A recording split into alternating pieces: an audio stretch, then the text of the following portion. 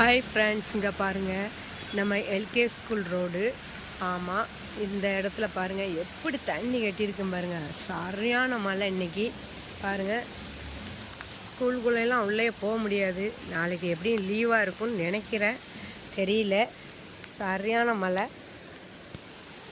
தண்ணியை பாருங்கள், ஸ்கூலை பாருங்கள். இன்றைக்கி அடித்த மழை சரி மழை. இப்போ பாருங்கள், ஸ்கூலுக்குள்ளே போக முடியுமான்னு தெரியாத அளவுக்கு மழை.